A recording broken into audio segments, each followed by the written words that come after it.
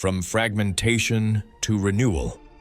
When the Tang dynasty was founded in 618, China had endured nearly 4 centuries of division.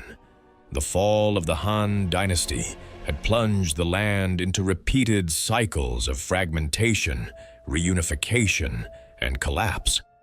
The 3 kingdoms, the Jin dynasty and the northern and southern dynasties, had left China exhausted, divided between north and south, and scarred by war. Yet beneath the surface, something remarkable had survived.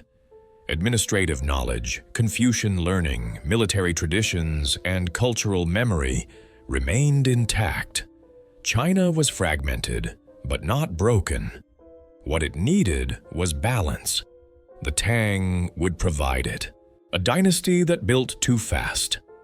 The Tang dynasty rose from the ashes of the Sui dynasty, a short-lived but ambitious empire that had reunified China in 589. The Sui built canals, roads, and institutions, but at an unbearable human cost. Forced labor, failed invasions of Korea, and heavy taxation ignited rebellion across the empire. By 618, the Sui collapsed under the weight of its own ambition. From this chaos emerged a new ruling house, power through timing. The founder of the Tang dynasty, Li Yuan, Emperor Gaozu, was a general of mixed Han and steppe ancestry. He understood both Chinese administration and frontier warfare. Rather than destroying the Sui legacy, Li Yuan carefully absorbed it. Institutions were preserved, officials were retained. Order returned quickly. Tang rule did not begin with terror. It began with pragmatism, the ideal ruler. The true architect of Tang greatness was Emperor Taizong. His reign became the model of enlightened rulership in Chinese history.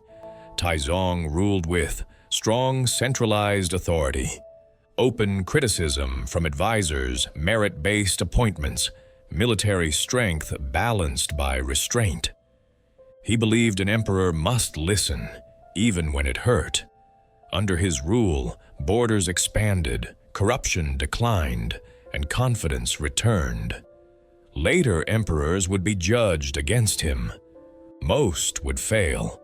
Tang expansion and power. At its height, the Tang Empire stretched from Korea to Central Asia. Tang armies defeated Turkic nomads, controlled the Silk Road, and projected power deep into Inner Asia. Tang China was not isolated. It was the center of a connected world.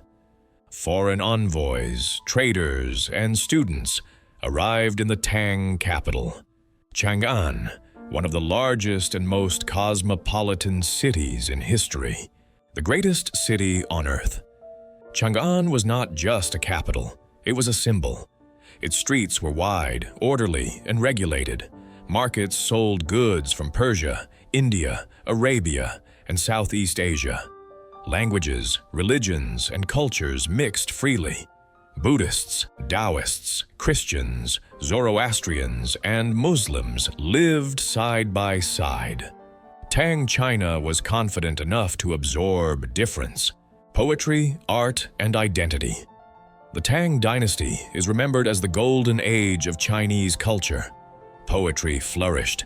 Figures like Li Bai and Du Fu wrote works that remain central to Chinese identity today. Their poems captured joy, sorrow, exile, war, and the beauty of nature. Painting, calligraphy, music, and fashion thrived. Tang women enjoyed greater freedom and visibility than in many later periods. This was a civilization at ease with itself. Merit becomes tradition. While earlier dynasties experimented with merit-based rule, the Tang fully institutionalized the imperial examination system. Education became the path to power. Scholar officials replaced hereditary nobles. Confucian learning became the backbone of governance. This system would shape China for over 1,000 years. Faith and power. Buddhism reached its peak under the Tang. Monasteries accumulated land, wealth, and influence. Pilgrims traveled to India. Translators brought sacred texts to China. But success bred tension. As Buddhist institutions grew powerful, the state grew wary. Religion would soon collide with imperial authority. The woman who ruled China. No figure embodies Tang complexity more than Wu Zetian, the only woman to rule China as emperor. She rose through intelligence, ruthlessness, and political brilliance. Wu used Buddhism to legitimize her rule, promoted talent over lineage, and strengthened the state.